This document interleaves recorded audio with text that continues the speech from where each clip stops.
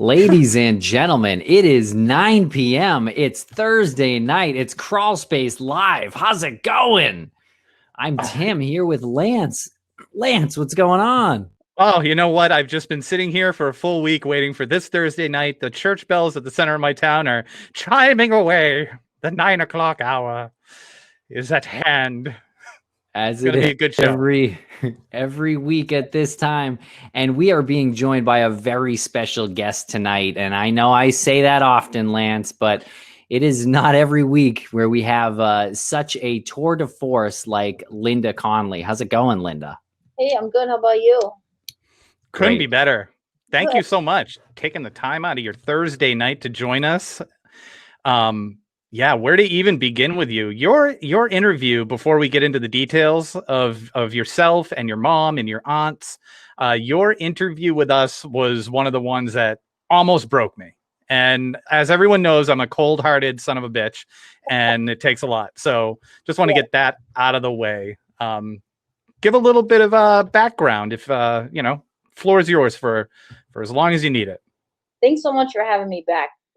The first podcast was my first, and I think you did break me. So we're even on that. But so I'm from upstate New York. I'm a person who is a victim of my mother was murdered, so I'm a victim of a crime in that regard. And I'm trying to, get to the bottom of who did it. It's an unsolved case from 1993. So, it's been 27 years, and the goal is to get this finally solved and get it in the public eye. So thanks again for having me. Of course, yeah. And if anyone hasn't heard our episode with you from really just a few weeks on Crawlspace, and we ran it on Missing More Murray as well, so definitely invite everyone to check that out. We recently, just the other day, spoke with your aunts Marie and Rosie for another episode, and that one's gonna be really emotional too. I'm super excited to hear what they have to say, because I know they have some deep stories that a lot of people don't know about, and they're all kind of comedians. So it's going to be, I think, refreshing and a very lighthearted, loving portrayal, which will be nice to see about my mom. Yeah, and they also came with some information that I wasn't, Tim and I weren't expecting about the crime itself, which was very interesting. But I don't want to say too much about that, because the way that information is delivered to us, I want people to be as surprised as Tim and I were at that moment. But they are such a delight, right down to just the emails that the coordinating with them over email. I just couldn't wait to actually see them in person, because you could just tell that they were very sweet women, and very genuine women. Do you mind if I give a quick bit of background on your mother's murder, just for everybody who hasn't heard about it? It was July 8th, 1993. Your mother was Betty Conley. She was 37 years old, and she was shot in the back of her head when she was robbed at about 3 a.m. in the small town of Charlton, New York. And she worked at this Extra Mart, which is like a convenience store. She worked the overnight shift, and the person who shot her got away with $100.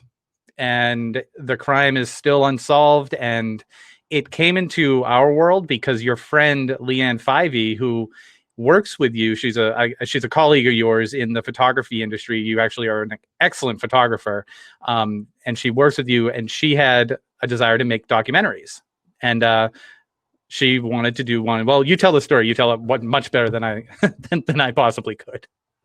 Yeah, so Leanne is a videographer, and she's super talented. And we were having lunch, and we were just talking about how we wanted to do more stuff, we love weddings, but we want to do more stuff other than weddings. And she's like, I'm looking for something. And I was like, I got something for you. And I think, because it's not something you tell people randomly, and I think she was kind of shocked, and she's like, well, I want to help you, and let's make a video to kind of get it back out there, to get it in the public eye, to make people see it, to pay attention, and that was the goal. So I'm forever thankful to her.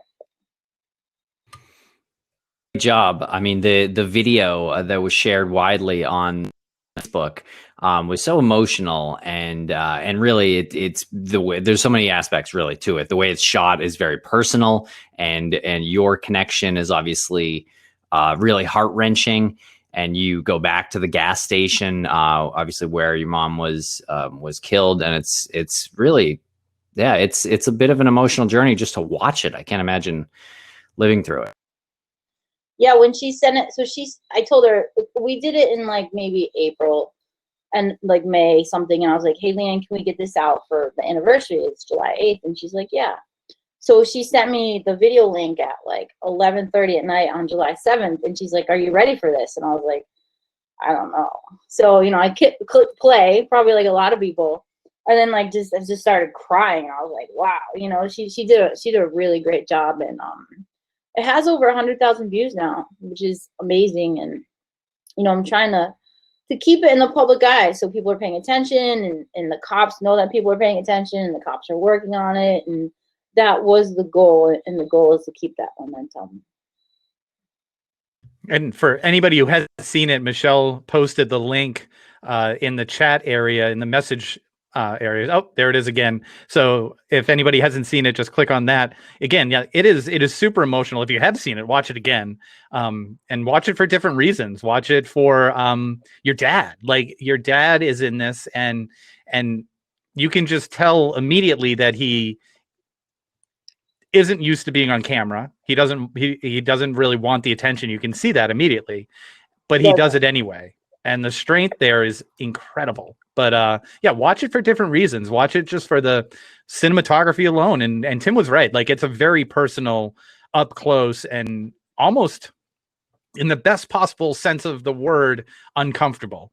Like, I get the feeling of being very, very angry about something like this, and it like exudes off of you.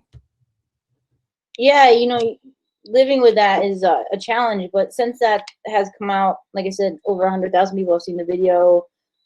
There's a sign in front of the store now that says "Who Killed Betty Conley?"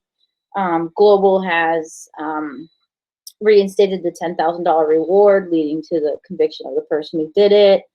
On Sunday, I'm having like a little or Saturday, I'm having like a little get together for people to pick up lawn signs and flyers. So it did spark movement, which was the goal. But my dad does very much hate being interviewed. He does not enjoy it. No one really does.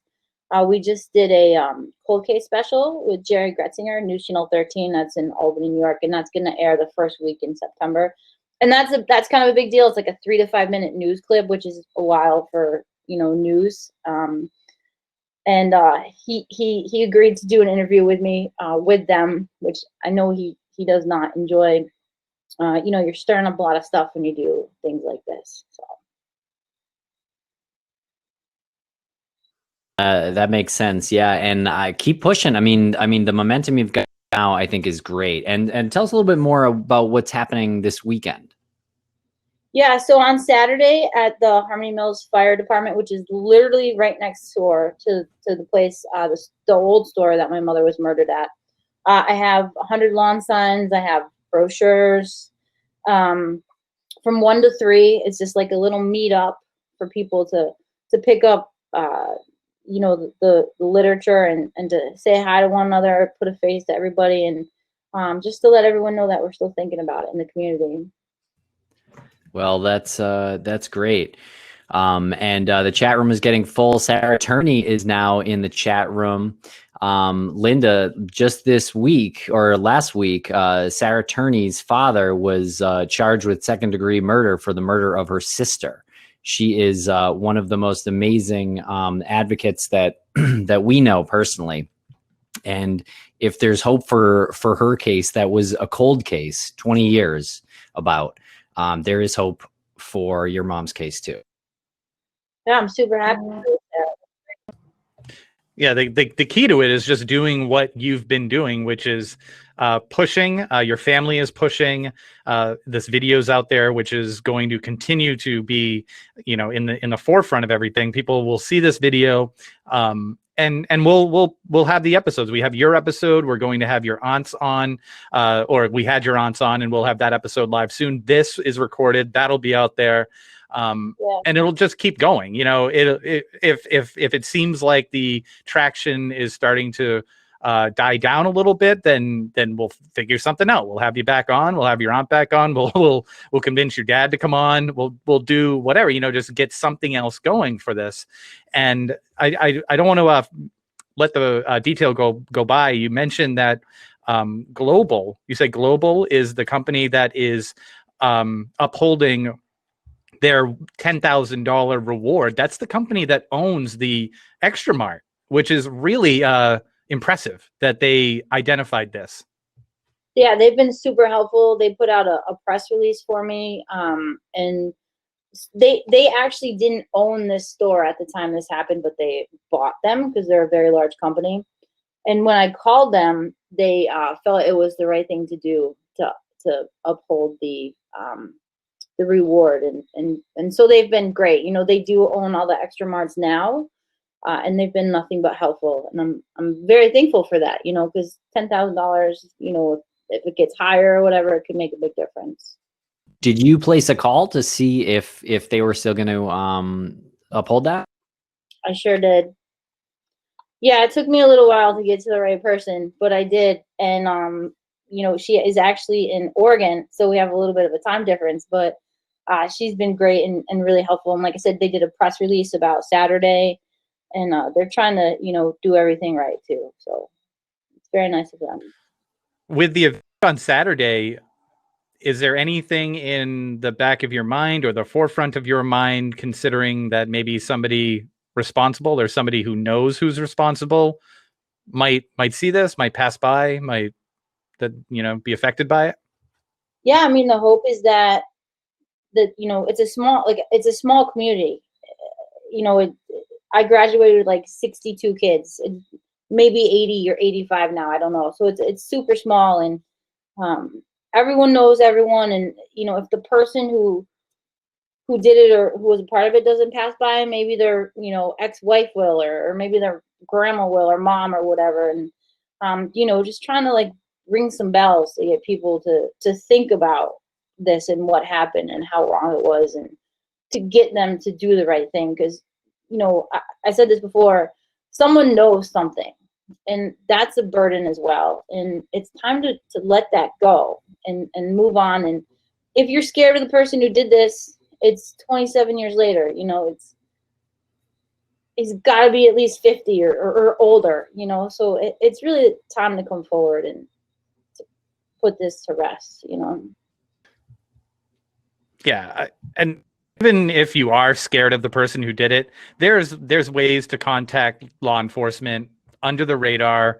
I mean, you know, just this week we've had our share of contacting law enforcement, and we see the results. They don't give you information back, but you see that something was done. And if somebody does know something about this crime, you just figure out the way to word it, you know, figure out the way to drop that tip to the police, just something, if it leads to something concrete, you know? Yeah. So my phone number is on all of the information numbers, as well as the police department and the sheriff's department. The new detectives are great. They're really working hard, but I put my number on there as well, because I know that sometimes it's scary to talk to the police, and it can be intimidating, even if they're nice, good guys with the best intentions. So sometimes I'll get a tip and then I'll pass it along, and then I'll talk to the people and I'll be like, did they call you? So, you know, all this stuff is being followed up on. And, you know, like I said, in the Facebook, I have a Facebook group, Justice for Betty Conley. There's like over 800 members. It's not going away. It's not going to be dropped or forgotten about. Like, you know, it's something that's going to be pursued persistently. And, you know, it's really 27 years later. It's time to let this go and let basically everybody move on. Yeah. And how do you feel about how the investigation is going now? And I guess let me keep it the present tense. I guess now being after the video is out, and now after more publicity for your mom's. Yeah, I feel like they're pursuing leads. I'm really not super informed about details of anything because that's how these things seem to work.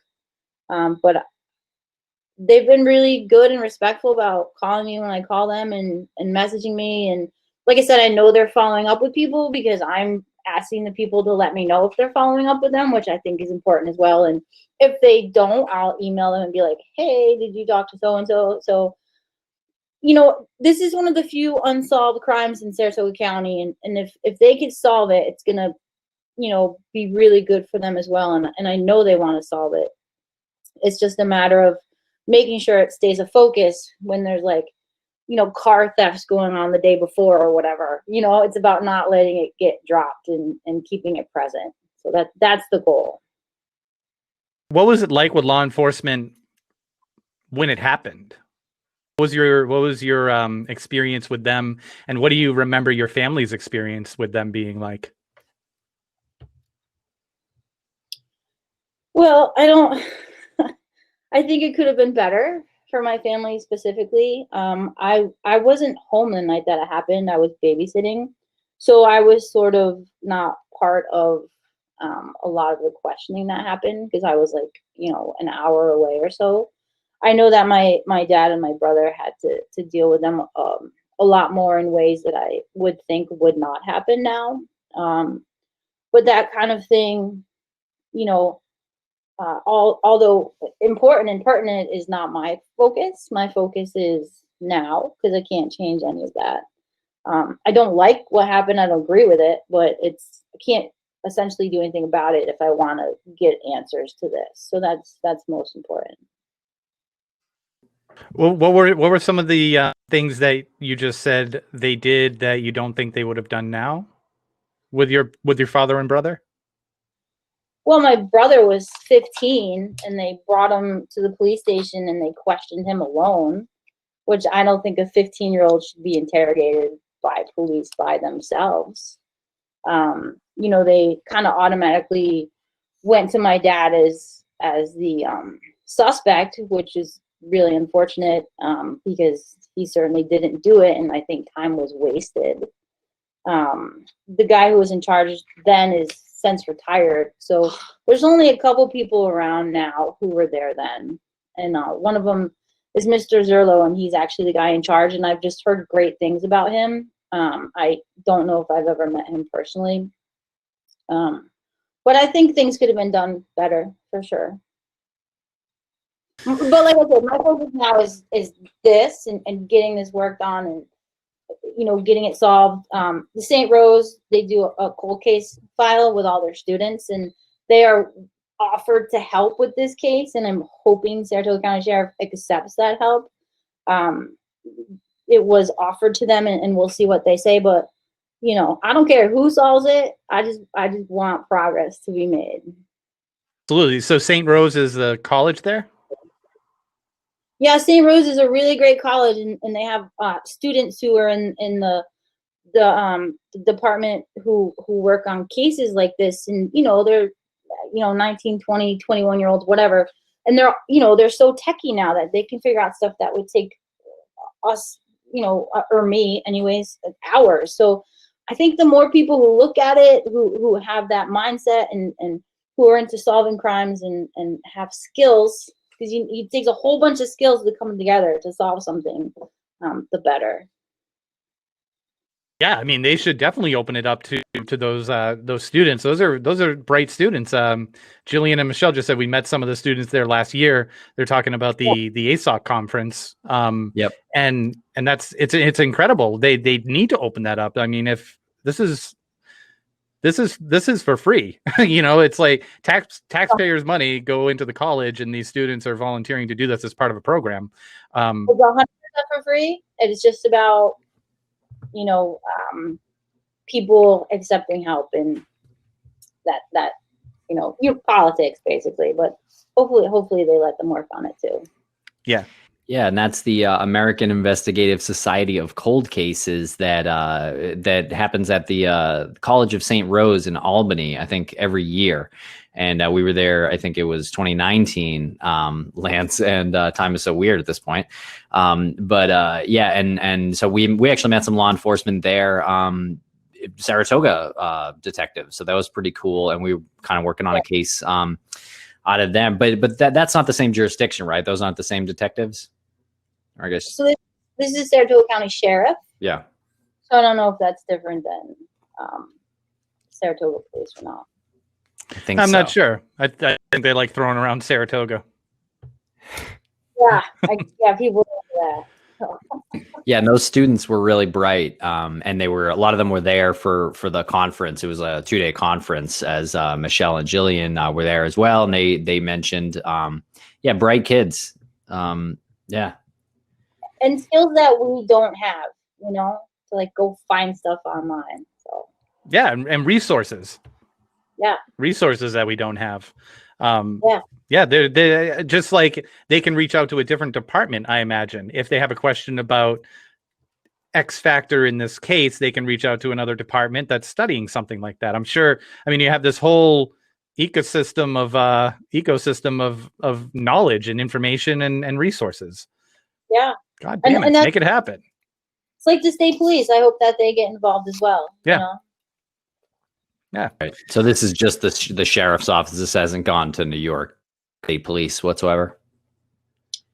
They told me that there was a conference once about it with the state police, but I don't know the details. I know that Saratoga County Sheriff has been primarily in charge of this case for the last 27 years. I don't know. I don't know the extent to the state police being involved. I would probably like them to be involved more with all their resources and technology that they have so accessible. But like I said, it's just about everyone coming together to try to solve this. You believe that the perpetrator is still out there. You think that this person is still healthy and functioning? I mean, my belief is they're either dead in jail or they're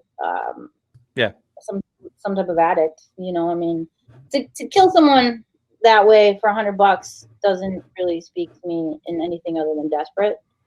So those are my, and even if they're dead, like, we just want to know, we just want answers, and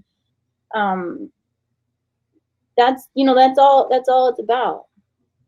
Yeah, when we were talking to your aunt, they described a moment where your mom had they described a moment where your mom had told them that she felt uncomfortable about somebody being in there a couple of nights prior. And if this is the same person who did this, that type of person, the way your aunts described them based on your mom's description, I don't see that type of person keeping their mouth shut about this, because this person was edgy and loud and was slamming things around.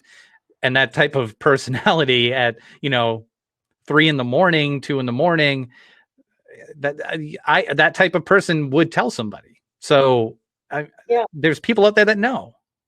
Someone knows something, and whether it's a mom or whether it's a wife or an ex-wife or a kid, someone knows something, and that's a burden for them as well. And it's time to let that go. Yeah. There was your aunt sort of mentioned in that moment, or after that moment, really kind of mentioned that that your mom might have been aware, like might have recognized this person. Do you agree? Is that something you believe? I think that she knew whoever did it, and that's why she was killed, because she worked at a store literally across the street from the high school for many years. And the high school kids would go over there for lunch and to smoke cigarettes at the time, because it was late 80s, early 90s. And she knew everybody. Like, she would say hi, and it was super friendly. And I think whoever did it knew that she could identify them, or they were just so messed up on whatever they were on, they had no clue what they were doing. Or both, Yeah.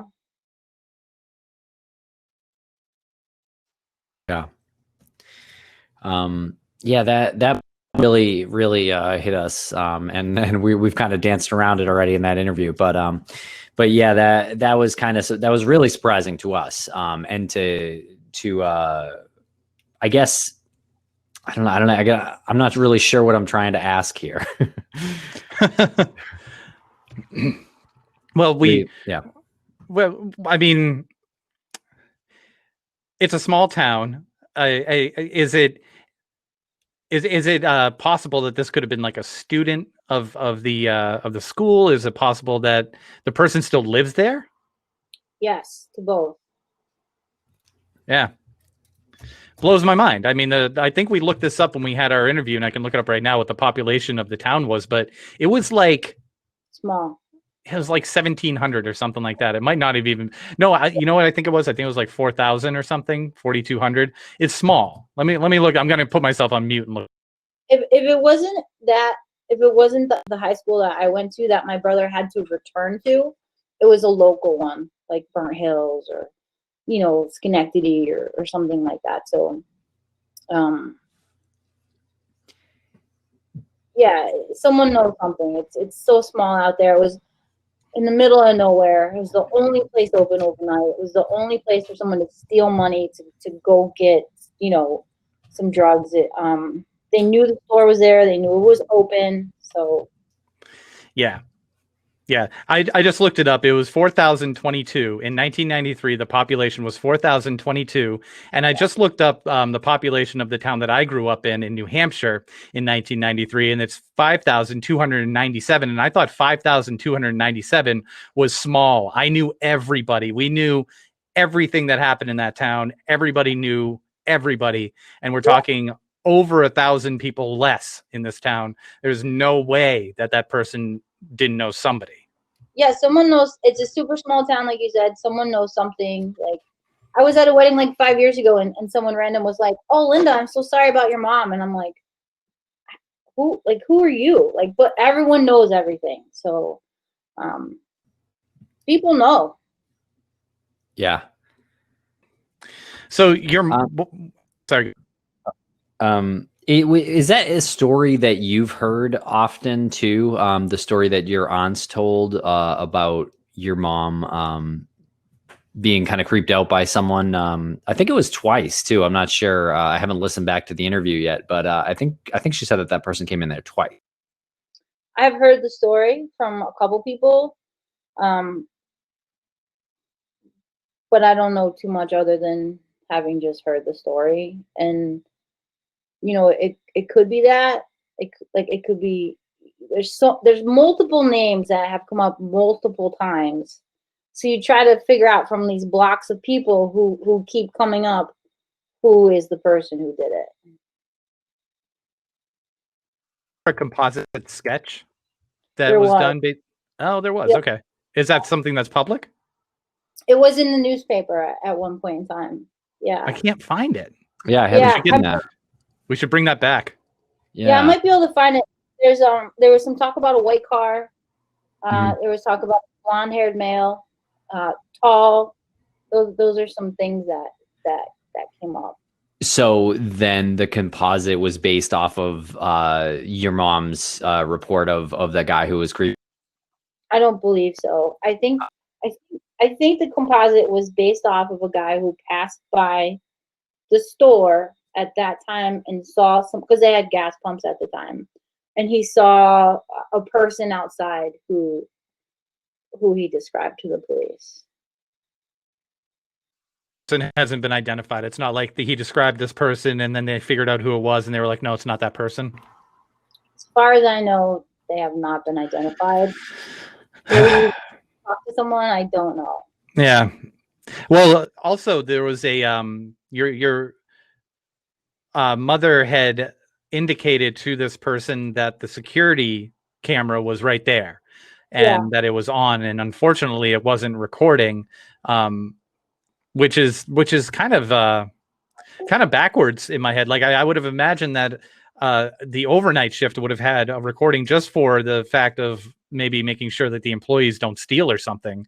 Yeah, I think this has not been verified, but I think it was basically so when someone opened the door, it would ding. So if whoever was working was in the back knew someone came in. But that's, like I said, it hasn't been verified. That's just what I believe.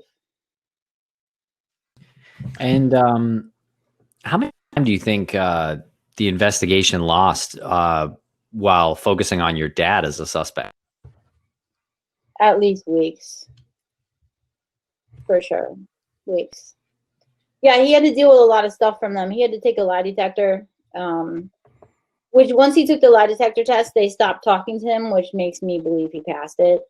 But certainly weeks happened where he was the prime suspect, and whoever did it had time to hide the gun and whatever else they had to do, you know.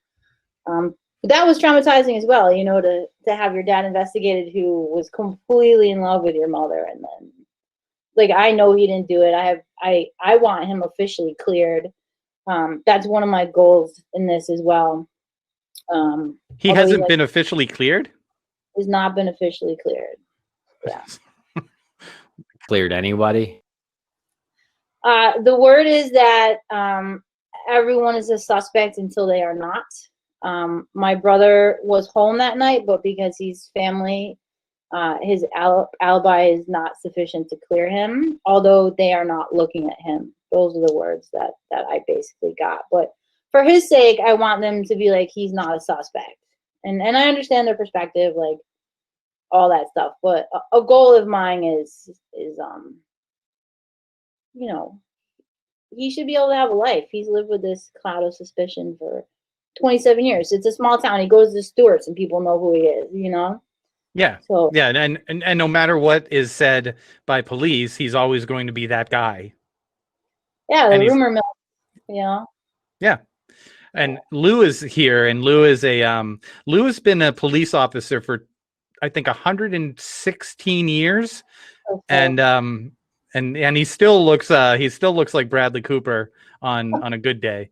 And I mean, Bradley Cooper on a good day. Not Lou looks like Bradley Cooper on a bad day. Right. Or Lou on a bad day looks like, anyway. Bradley Cooper that on a good day. Yeah. You get Bradley Cooper either way. He said that the police will never clear anyone in any case, which is understandable. But I think after a certain period of time, wouldn't you think that there's just a duration where you're monitoring somebody and you're like, well, this person's never gotten in trouble since. He's clearly not the culprit here. I mean, isn't there like I guess there can't be. I guess there can't be that space for a compassionate clearing, you know? I guess you can't do that legally. But short answer from Lou, he said no. Okay. Yeah, I see that, and it's a simple case of them covering their own asses. But I think it's really the compassionate thing to do. Yeah, for sure. Yeah. Yeah, it's hard to argue with that. And we cover a lot of missing person cases. So I wonder if that's a little bit different in that way. I wonder if Lou can answer that. And you know what? We should probably open it up. What do you think? You guys okay opening up this fourth box? Yeah, I'm cool opening it up. I feel like your shirt, Linda, is getting quite a positive reception here. I like the palm trees. The palm trees, yeah. You can have one too. They're at Marshall's. Oh, I love Marshall's. I'll be at Marshall's 3 to 4 days a week if I could. Nice. While we wait for someone to grab the spot, I just want to say that I had such a horrible. Your aunts were telling us how bad they are at technology, and I had such a horrible day with technology during before their interview, during their interview. We had an interview with somebody, and it was a Zoom interview in the chat room. Oh yeah, Tara's in. Yeah, so we had an interview with Tara, and she had said. She before we started, she said no video, which she just meant like she didn't want the it was a Zoom, and she just meant she didn't want the Zoom part of it being out there. Yeah. So instinctively, I just didn't hit record because she said no video, and I was like, oh. And like 42 minutes in, Tim texted me. He goes, "Are you recording this?" And I was like, "No." And then he was like, "We got to stop, guys. It wasn't even recorded. We lost an entire interview. Had to reschedule it." And then later on that day, we're interviewing your aunts, super emotional. They they're giving great stories about your mom, and they have the picture of your mom between them, and they're doing so well. And we end, and Tim and I were talking, and I went to I had the cursor right over the stop record button, and it was literally mid-sentence. We were like, guys, I was so emotional. What a good time. And I hit stop to stop the recording, and it cut the whole Zoom call. So it just made it look like we just hung up on him. It made it look like we just did this emotional interview, and we were like, thanks a lot, lady. Bye. Yeah. Well, they didn't say anything to me about it. So well, I called, and then I emailed, and I'm like, I'm so sorry. Like I was just like falling over myself apologizing, because I mean, they just threw their hearts out there, and then the second it ended, we were like, "Geez." It was like, wow. It was like, okay, that was a great way to end it. We're gonna cut here. Boom, done. See you later. But they're super cute. They're. My mom had 7 siblings. She was one of 8, and they're one of the last couple siblings remaining. So they had a rough beginning in life, which I'm sure you heard about, and they're just like the cutest ladies. And like I was saying earlier to Lance, I was like, I'm excited to listen to it, because I know there's going to be some gems in there that I've never heard, and I'm just going to probably get a chuckle out of. Oh yeah. Well, they also said that your mom worked 5 jobs. She had a lot of jobs. I can barely work one. Like she 5 jobs. And how many jobs did your dad work? Well, my dad had a couple jobs too. They're both very hardworking folks. My mom didn't graduate high school because she wanted to spend time with her sister, who she never got to see, and so she hustled. She did all those really hard jobs. Prep cook, making food at a diner. She worked at a greenhouse. Like she just did all kinds of things just to keep the family, with an income. And my dad did all miscellaneous jobs as well. And they're just good work, hard working people, good people. We also asked your aunts if what they thought your mom would be doing for an occupation now, and I want to see if the answer is kind of similar. What would your mom be doing now? What do you think her occupation would be, or what would she be doing? Yeah, I don't. It's funny they had an answer, because I don't know that I have an answer for that. They talked about how bright she was, just how what a ray of sunshine, and how she just brought joy to people. They talked a lot. Yeah, she had a great smile that was super contagious. So, she probably could have been like a counselor or something, helping people, supporting people. I know she wanted to do some traveling, which she never got to do, which makes me sad. So she really could have done anything she wanted. People liked her, and she was warm, and she was a good person. They said that she had an incredible green thumb, and they were certain that she would be doing something in the horticulture field. Well, maybe, yeah. There's definitely good visions of that right now, aren't there? Yeah. All right. Well, we have this, guys. I think we're bottlenecking here. Everyone wants to get on. Guys, get on. So 8 siblings, huh? My gosh. So how many cousins then do you have? So my mom's side of the family, there was a lot of tragedy, and there are a lot, but I don't know a lot of them, because everyone got so spread out because they all had to go to foster homes. And then a bunch of them died pretty young, in like their 40s. So there's a lot. Like I said, I don't really know a lot of them. But it's just my mom's mom died so my grandmother basically died when my mom was like 10 or something like that. And then they all got, spread out to different homes to grow up, and they didn't get to see each other. And it was just real, not the best. And then she met my dad, and they got married within like a year, and then they had me within a year, and they were about to be married for 19 years. And I would hear them in the morning at like 5 a.m. sitting at the coffee table having coffee, talking about their day and what they were going to do. And I would see them like kiss, and he would like touch her butt or something after like 19 years. And I would just be like, God, you know, so like it was, they were happy. Like they were good. And, they were very fortunate. And so she was at a good place. So, you know, my brother was 15. He was about to, you know, graduate high school in 3 or 4 years. And the two of them could have done all kinds of cool things together. And they both lost out on that. Sorry for the lane. It's a goddamn tragedy, because there's so many miserable people in the world, you know, and then you have so many good people, like your parents, and you know, just that memory of you hearing them at like 5:30 in the morning talking. You know, some people don't even talk at all, all day. You know. Yeah, that was their time to like get up and like connect before us kids started bugging them. You know. Yeah. You had told us a story about your mom putting flowers on other people's graves. Can you tell that story again? Because I think it's a great story, and I just for me personally, I would love to hear it again. But I think the people here would like to hear it as well. Yeah. So my Aunt Rosie, who is my mom's sister, actually told me this, and she said that my mother went over to her house with like a pallet of flowers, and Rosie's like, "What are we gonna do with those?" And my mom was like, "Well, half are for you, and we're gonna go to the cemetery and we're gonna plant the other half at the graves where it doesn't seem like people have been visiting."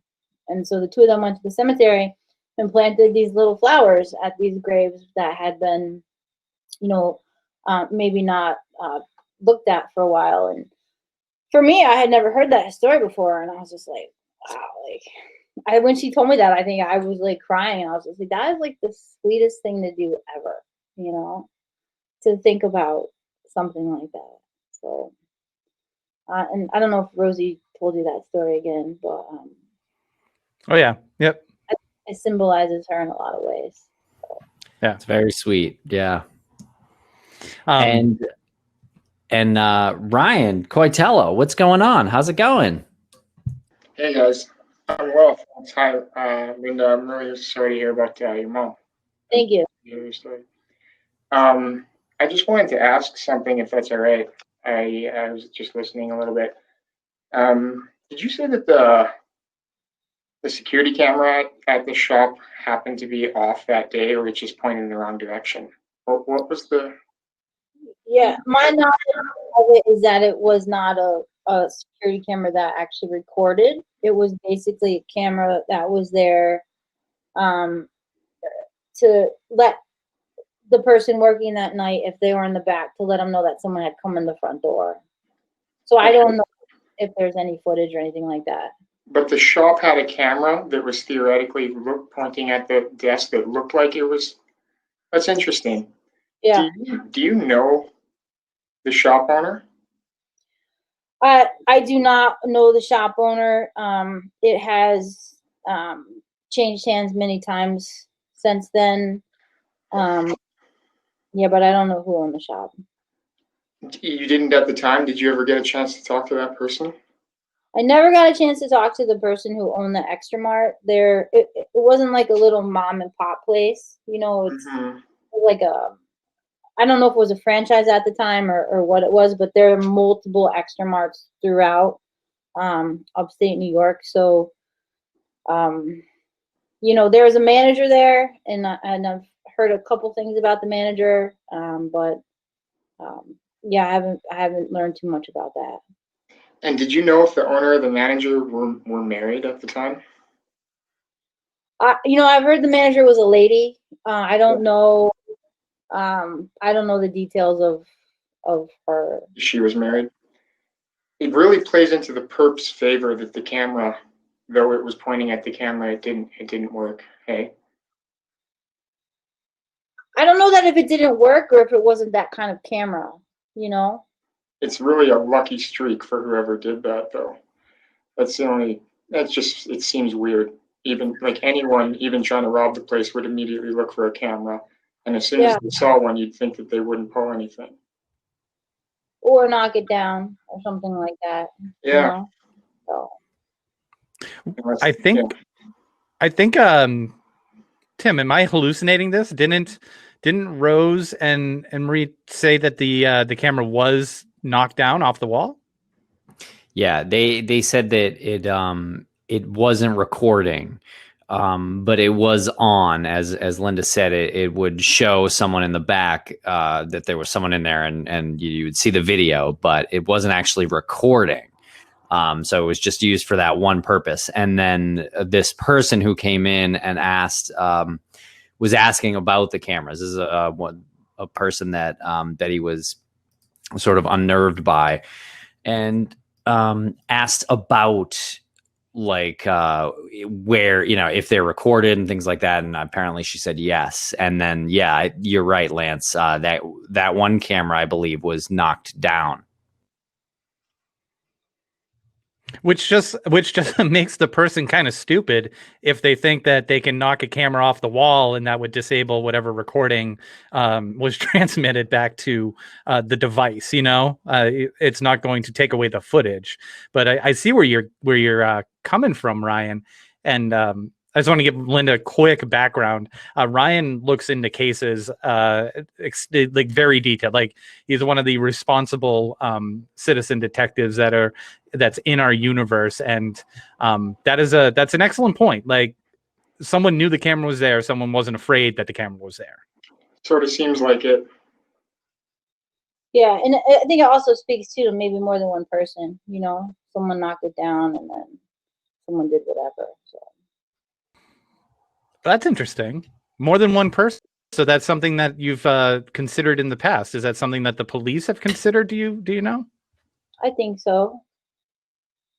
Yeah, like I said, there's a few blocks of names that have come up multiple times from multiple places that are not connected, and it's just a matter of trying to nail down specifics. And you know, in 1993 there is certainly less of a paper trail than there is now, so I think it's a little more difficult to figure out, oh, they have an alibi, is it accurate, or are they just saying that because it's 27 years later and who knows. So then it becomes based on the police work that was done 27 years ago, and if that was any good and thorough, and it's all a big check back game, you know. Listen, I'm going to go. Thanks for the nice note, Lance. Linda, I hope you can find some answers. Maybe I'll see you guys around again. Yeah, thanks a lot, Ryan. Thank you. Yeah, and Shannon in the chat room asks, how can someone just steal somebody's life so casually? Yeah. Unanswerable question. It's a ridiculous question that needs to be asked. And I think about all like a case like that with so many years that have passed, things will continue to surprise you. There was a case that happened close to my hometown that, you know, Tim knows about and some people know about, the Craig Lane murder. And he was 17 years old and he was stabbed, I think like 20 something times. And, you know, the rumor mill was all over the place. I remember my sisters talking about it. And there was no evidence, a lot of blood, no evidence, a composite sketch that was just given by a man and his young daughter who had pulled up to the gas station, just saw the person in the headlights, and they ran off, and it was the middle of winter. So, you know, everything's like cold and, you know, no one's expecting to pull up to a gas station and see what they saw. And so that was in 1987. And I believe in 2000, I want to say 2005, 2004, 2005, someone had dug up, not even deep. They had dug up behind one of the department stores that was across the street from where this occurred. So that was in 1987. And I think in 2004, 2005, someone dug up blood-stained receipts that were from that night. And it was after years of police saying there's nothing, as much as you think there should be something, there's nothing. And then I don't even know how it happened. Someone was like walking their dog and they saw paper that looked like it had blood on it, blood from 1987. So, I mean, as much as it feels like it's cold and people are saying there's nothing to go on, you never know. You know, something's out there, and it could be found. Yeah. Yeah, that's why it has to stay in the public eye, so that people are thinking about it and looking at it, and not just letting it not be paid attention to. Absolutely. I mean, could you imagine somebody walking around there and maybe doing some construction, coming across something that they just can't explain, coming across a gun that was thrown somewhere, and if you're not there on Saturday putting up signs and those lawn posters, if that doesn't happen, and someone's around there and they find a gun part and they don't know, like, oh, this is an old gun part. I don't know. It could have been a hunting thing. You know, someone could have like dismantled their gun hunting or something. They could throw it away. Now your signs are there. That's going to the police. They're just going to want to do that, I would imagine. Yeah, there's 100 lawn signs going out in the area. I have 1,000 flyers. I have a 3x10 vinyl sign that I need to figure out where to hang. So that stuff's coming out, and you know, maybe the person who did it or the person who was there isn't going to see it, but someone they know is going to see it. And that's what's so huge about Facebook too. You know, a lot of people who are on there, you know, maybe over 40, and they all use it all the time and share it. And that's why the video was so important, because, you know, I would imagine that someone who knows something actually saw the video, and then they had to think about it. And I think the person who knows something has probably thought about saying something 1,000 times. It just hasn't actually come out, and it can come out now, and it, you know, they can let that go and move on. And like I said to you guys before, it's 2020. Like, legit, anything can happen, and I think it's time for this to, you know, to be solved. Yeah, and you have actually put your phone number out in the public on. I'm looking at a news article online. Is that a phone number that you just set up for this specifically, or that's not like your private number, is it? That's my direct cell. That's your cell phone. That's ballsy. I'm sorry. That takes some. That's your direct cell. So Yeah. That's right there in the public. If anyone has any information, they can call your cell phone. Yeah, Greg Yeah, Obracker I've gotten is the only calls. one that does that. You know, Sorry. my number's public anyways. I'm in the business. Random people call me for jobs all the time. It wasn't that stressful for me to put it out there. Have I had thoughts that the person knows that I'm looking for them? Sure, that's fine. You know, they can know. But if someone's more comfortable talking to me, which I would be more comfortable talking to a person than calling the police, like, that's stressful, and that you're less likely to say something. So if you see me as a person and it motivates you to come forward with information, great, let's do it. You know. And what is the plan with the documentary that your friend Leanna is making? Is there more that she's going to be shooting? Yeah, so she did some stuff with me, actually talking to Rosie. She said she would be there on Saturday to film some stuff. She has a thriving video business and a young kid and stuff, so she's super busy as well. And I don't know what the next steps are and all of that part.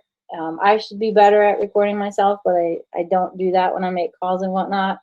But we're just gonna have to see. I have a friend, her name is Chris. She's a writer, freelance. She's helping me, you know, collecting information and working on it. And you know, she's kind of like, so we grew up without a lot of money, and she's like, you guys didn't have a lot of money when this happened. And she's like, I feel like if you had money, it would be a different story. And I'm like, totally true. So like, she's kind of working on, you know, that part of it a little bit. So there's, you know, I'm very fortunate of a lot of people who want to help, and I'm very thankful for that. Yeah, and man, another hour is almost completely it flies on these Thursday nights. But Yeah. I don't want to have this show end without you talking about your profession. You are a photographer, and you're a great photographer, and we'll pop a link in the messages. When did you decide that you wanted to get into photography? so it wasn't anything intentional. You know, after my mom was killed, I went to Adirondack Community College and I got a criminal justice degree. And I was like, I don't know if that's necessarily for me. So I moved to New Orleans for a few years, and I was slinging coffee, and kind of in between, I'd come up here and worked at a photo lab, a 1 hour photo lab back in the day when you would drop off film. And one of the people were like, you know, you're creative, you got a good eye, come back and you can assist me at weddings. And I didn't feel like I had much of a direction, and I came back and I started assisting her at weddings, and I started doing like my own photography stuff, and I had shows with my own work. And in 2004, I stopped working at a photo lab and I did wedding photography full time, and I've done it full time ever since. So I just like to make things, and that's part of that. You specifically love wedding photography. And I enjoy people's weddings, and when people are like super in love and it's very vibey and y'all feel good, that sort of thing. I think I like making things in general. Like I make stuff out of wood as well, and tables and whatnot. Wedding photography was an avenue to have a career, but it definitely is a kind of a feel good feel as well. I'm so glad that you like it as a feel-good industry. Tim and I did our share of wedding videography, and I just feel like that's a completely different animal. The clients tend to expect the video as fast as they get the pictures, and that's not the case. And I think we just went for the wrong clientele. I was looking at your website. It looks like you have clientele that is very down to earth and very like reasonable. I'm very fortunate. You know, I this is who I am. I put myself out there as this is who I am, and people are like cool, or like, you know, there's someone out there for everybody, you know. So you show people your true colors, and they'll, you know, you guys will match. So yeah. Very cool. Yeah. I get like anxiety when I think of the wedding video stories. Well, with video, it's you get one take at like the couple's first kiss. You get one take at the flower girls dropping the stuff down, and then like during the reception, like, you know, Aunt Karen bounds over you with her drink, and she's like, "You got the kid, right? You got the video of the kid dancing, right? He's dancing." Like, yeah, lady, I got it. Thank you. Thanks. like, you got that? You got that? Here, take my camera. You want to go get it? Take my camera. But you guys, you just record everything. The photographer has to like be bossy. So there's the positive side for you guys. That's true. Oh, that's true. There's Yeah. definitely moments where we took great comfort in knowing that we had to be the guys who stood in the corner. Like, I'm not in the way. I can't get in the way. I don't want to be in the way. Or when the almost right after, you're like, bye, see you later. And the photographer's like, I never knew there was such a rivalry between the photographer and the it's just the way it is, you know? Oh, Is that cathartic at all? You get to boss around people, though. You know. I don't know. I don't really, you know. I think my goal is for people, first of all, to get married, and for them to have really beautiful photos. Those are my two goals for people, and that's Lip. I mean, usually it's like the uncle who is a photographer who knows what I should be doing, or Right. you know, something such as that. But usually, if anyone super bugs me, I'll just tell them to talk to my second shooter. I'll be like, tell them, you know, and then I can. Yeah, that's great. That's a solid point. Yeah, but You're listening to and all that. So. Yeah, I mean, if anyone is getting married, they need a wedding photographer. I think we put the link in the messages a couple of times, but yeah, you're available. Oh yeah, as things must have slowed down with the pandemic. People aren't really getting married like in person anymore. The pandemic is why I was able to focus on this, because I usually shoot between like 40 and 50 weddings a year, which is a lot considering how many weekends there are in a year. And then I was able to actually sit with myself and be like, now is the time to do something. So that's a positive. Definitely. Yeah. And maybe you could shoot like a Zoom wedding If people get married over Zoom, you can just take You know, screenshots. I'll shoot like little 5-person elopements instead. Like those are, I enjoy those. So, Cool. rather than Zoom, that's all technology and stuff. So Oh, go ahead. Sorry, real quick. I'm just curious, not to zigzag all over the place. On Saturday for the event, you'll be near the building where that used to be the store, right? And it's not the store now. Is that correct? So my understanding is that the store now is closed. There's nothing there. But that building was sold as a package with the house next to it. So the person who lives in the house owns the store, and I literally could not get a hold of him. Talked to his ex-wife, I talked to his kid, he wouldn't get back to me.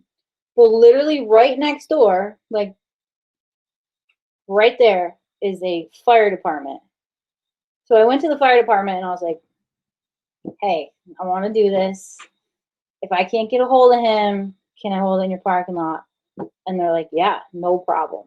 And I was like, thank you so much. So the store's literally right there. There's a couple, and I don't have a lot of feelings about psychics in general.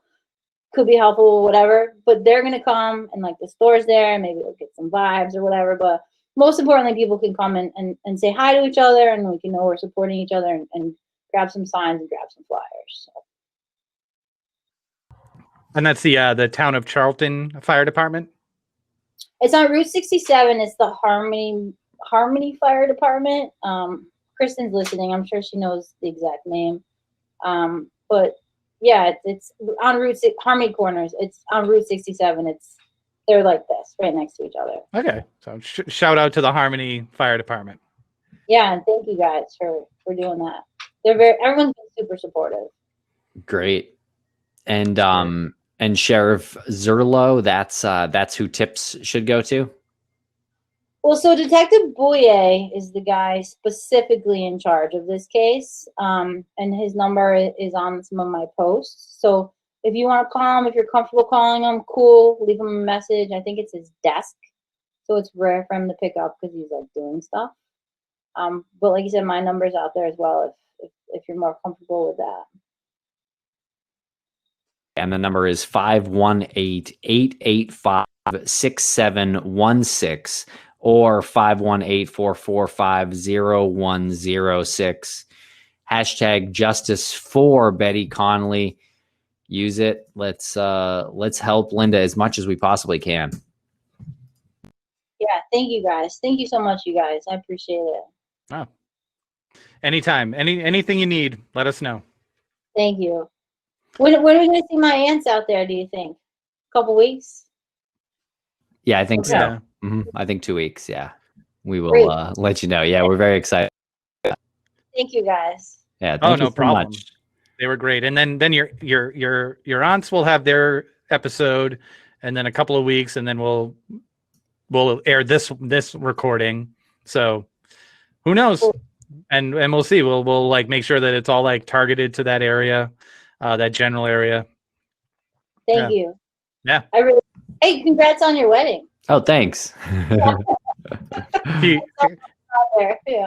I was like, Tim, you got to hire Linda as your photographer, and he was like, I'm taking my own pictures. Selfies all night. Actually, I'm under contract already. But. It's not available. Yeah, that's probably accurate though. We do need some headshots, so maybe we'll come to you for that. Yeah, for sure. All right, we can do that soon. All right. Well, thank you everybody for joining us here tonight. Another smashing evening here on Get Vocal live Thursday nights. Join us next week. We will be here at 9 p.m. Eastern, and we'll be talking true crime with a community of like-minded people. So please join here on Get Vocal, and it's always a great time. It's the best place to interact, and It is. The town bells have chimed 10 bells have chimed. So sometimes the British accent works and sometimes it doesn't. And tonight it's fallen flat. Sorry. I'd argue it never works, but I'd argue it's a pretty big hit most of the time. Well, thank you so much, everybody, for listening, and thank you again, Linda. And yes, definitely check out the social pages, and we will put links to